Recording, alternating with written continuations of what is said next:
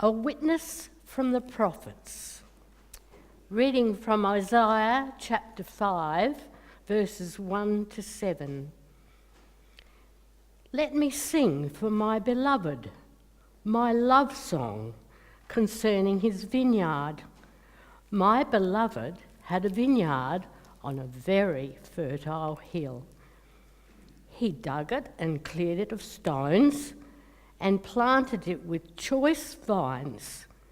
He built a watchtower in the midst of it and hewed out a wine vat in it. He expected it to yield grapes, but it yielded wild grapes. And now, inhabitants of Jerusalem and people of Judah, judge between me and my vineyard. What more was there to do for my vineyard that I have not done in it, when I expected it to yield grapes? Why did it yield wild grapes? And now I will tell you what I will do to my vineyard. I will remove its hedge, and it shall be devoured. I will break down its wall, and it shall be trampled down. I will make it a waste. It shall not be pruned or hoed, and it shall be overgrown with briars and thorns. I will also command the clouds that they rain no rain upon it. For the vineyard of the Lord of hosts is the house of Israel, and the people of Judah are his pleasant planting. He expected justice, but saw bloodshed, righteousness, but heard a cry. In this is the word of the Lord. A witness from the epistles, from Hebrews chapter 11, verses 32 to 12:2. And what more should I say?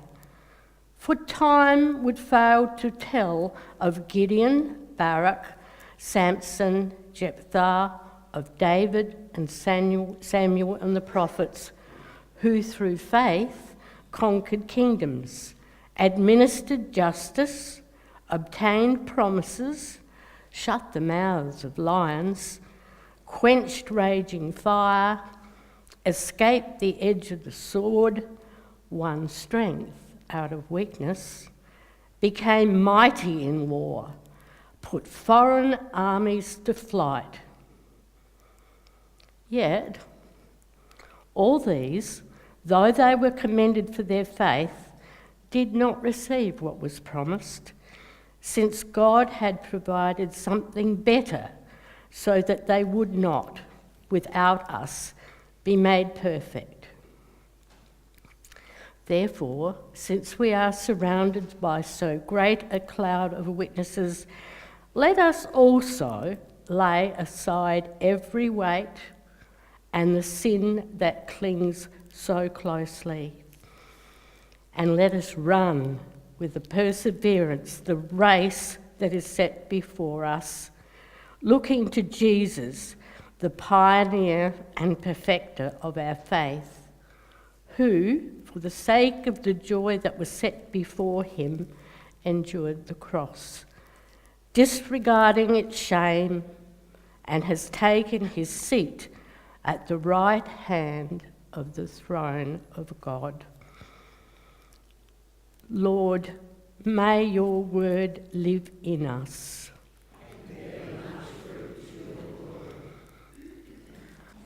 A witness from the Gospels, reading from Luke chapter 12, verses 49 to 57.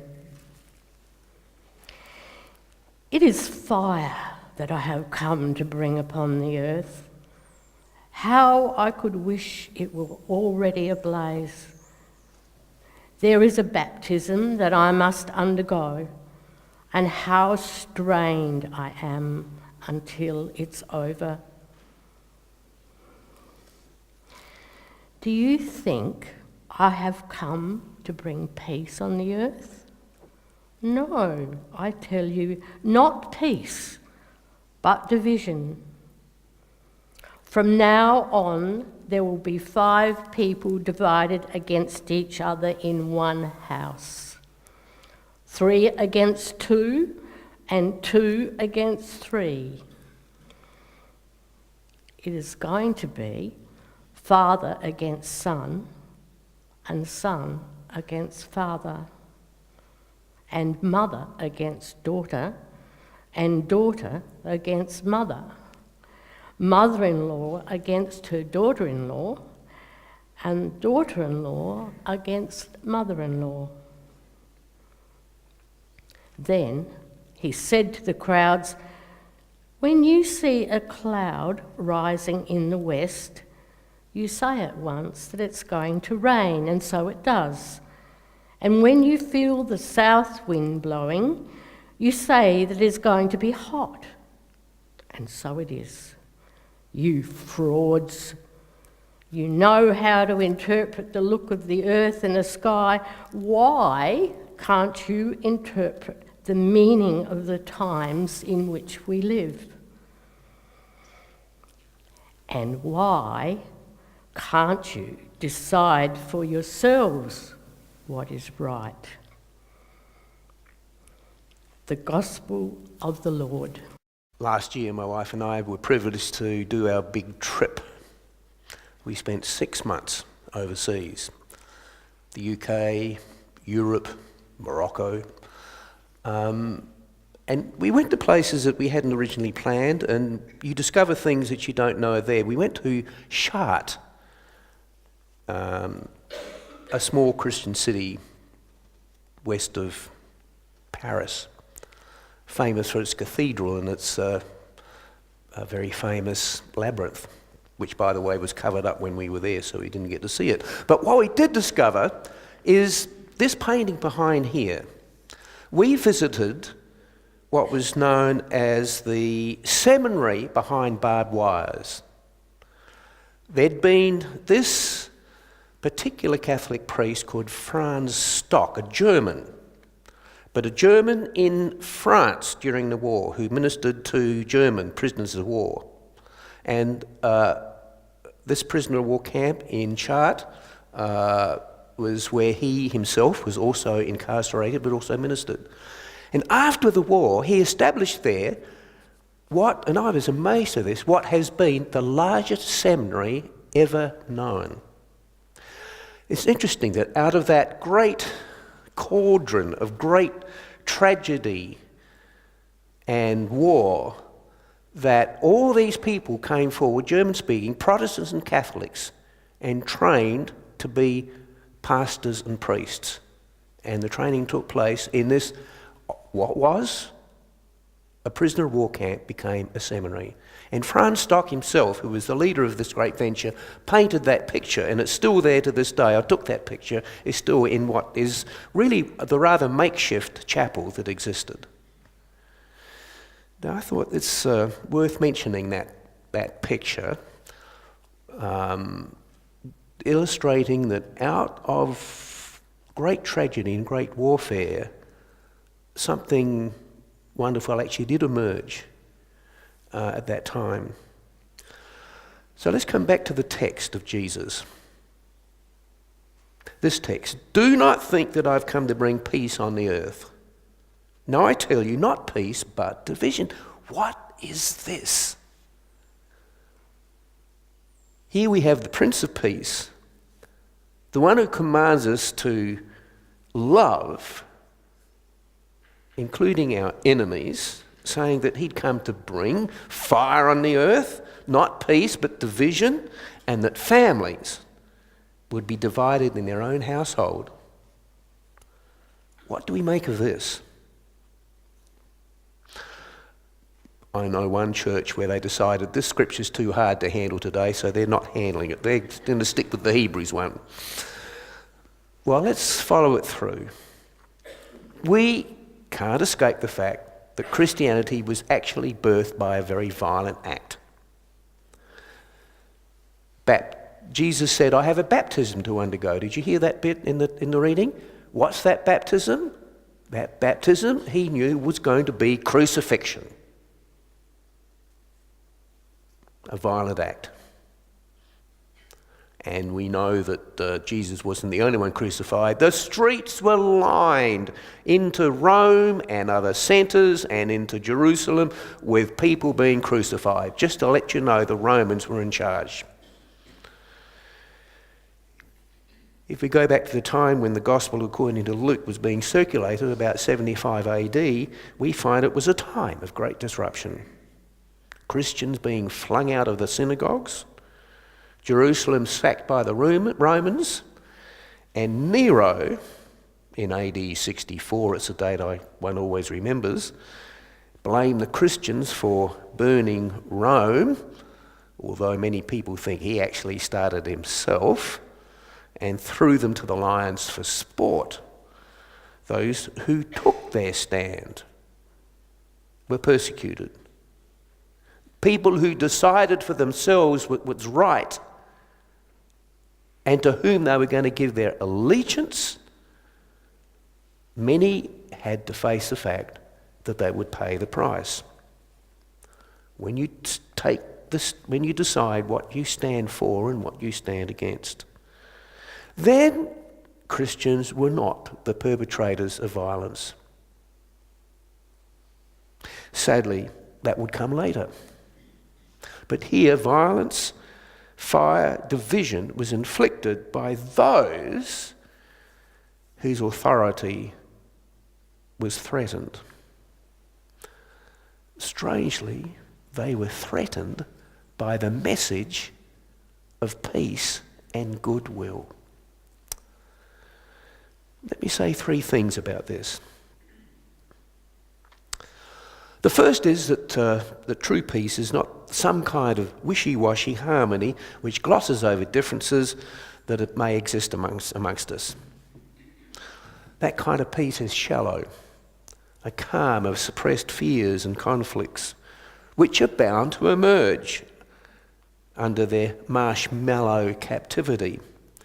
You know, think what happened in the former Yugoslavia, cobbled together as a nation after the First World War because we didn't want little nations going off and being independent on their own, and after the Second World War, and it looked good while Tito was in power. We liked Tito. He stood up to Stalin. Yeah, they might be communists, those Yugoslavs, but, you know, they were a little different, and somehow it looked like things were pretty peaceful there. He got it all together, although the Serbians really were the ones controlling things. But when Tito died, what happened? All hell broke loose. And the Croats, the Serbs, the Bosnians, the Montenegrins, the Slovenians and the Kosovites, we know what happened. Everybody might have known their place under Yugoslavia, but you lift the lid and things break apart. For many people, Christian peace is still seen as that kind of harmony where somehow we all live together peaceably, but somehow underneath we know we're not really at one with each other. When that happens, friends, the gospel is diminished. People might be offered feel-good spiritualities, but peace at no cost has no place here. And Jesus uses the family as an example. The family can be a great danger zone of false peace. Why? Because within it, people can resort to mechanisms of control. It wasn't that Jesus sought to subvert families. He was very family friendly in actual fact. But as such, if a controlling family actually blocks his agenda of love for all peoples of the earth, then he calls it into question. His passionate agenda was for justice, for renewal, for changed lives. And so he confronts the godlike family And indeed, when his agenda is in direct conflict with other absolute claims, like wealth and possessions and land and culture and religion, Jesus makes it clear where one's primary loyalty should lie. The only certain peace that Jesus promised was the peace that flowed from having God in the centre of one's life. The second thing I want to say is I think this passage challenges us to live out the prophetic dimension of our faith, very sharply portrayed in the reading from Isaiah, of course. But I love that line that the gospel finished with. Why can't you decide for yourselves what is right? Not which scripture supports our biases and prejudices. No, we have been given the capacity to read the signs of the times and decide what is right. So where might that lead?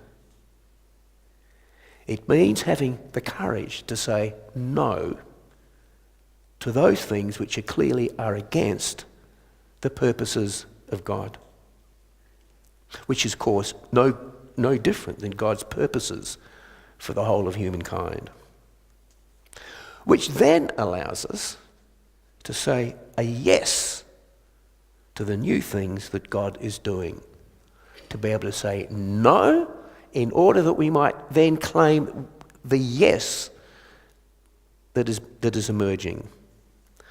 And this yes is so often on the other side of no. This is called reading the signs of the times. As Jesus said, how come you do not know how to interpret the signs of the times? Now I tread on dangerous ground here, because you can't avoid the political dimension. And clearly I don't mean party politics, but how and on whose behalf power is exercised or misused. Barbara Tuchman wrote quite a famous book called The Root of Folly. The root of folly is a phrase in the old King James Version that talked about Jeroboam and Rehoboam. Remember these two rival would-be kings. One was king and the other one would have been a king after King Solomon. And Jeroboam decides that he's going to be tough on the people and make sure that his policies were much stronger than his father's, to keep people in line. All his advisors said, don't do that, don't do that, don't do that. Of course, he didn't listen. He was tough. The nation divided. Jeroboam went down the route of folly. That's when you do things which are clearly against your best interests. And Barbara Tuchman, in her book, of course, she talked about the Boston Tea Party. Well, that was the British against their own best interest. And of course, she would say the Vietnam War was you pursue a policy which is actually against your own best interests, even though you kind of know it. The Chilcot report has just come out. We were in England last year and everybody was complaining because it was so long in coming. Do you know what that is? The Chilcot report was the report, very extensive, into what really were the grounds for going to war in Iraq, and particularly Britain's role in it. And the report came out with a report that said that war in Iraq really was based on carefully constructed lies. It was against Britain's own best interest to be involved. It was against the United States' interest to be involved. And look what we've reaped, the whirlwind in the Middle East. And maybe against our own country's best interests, when you consider that our nearest neighbour is I think, is it not the largest Islamic country in the world? But looking over the past century, I think we can see where the Lord has said no. I'll try and make this a little briefer than briefer as it should be. Just think of it, World War I. Now we're we're remembering World War I because it's just a century ago. What did that do? I think that dismantled the moral authority of the Christian West when Christian nations go to war like they did then. Then we had the Great Depression, reminded us that we don't control, finally, economic systems. Another no. Then we had World War II. Good Lord. But a no was said to many things, but also a no to imperialism. Then we had the Cold War, gave us a spectre of an ultimate no, that is, of total nuclear annihilation. Then we had communism collapsing. In one sense, a no to communism, a no to dictatorial regimes that are based. The dictatorial regimes are really, in the end, bound to fail. Now we are faced with the consequences of plundering the earth and the consequences of human-induced climate change. No.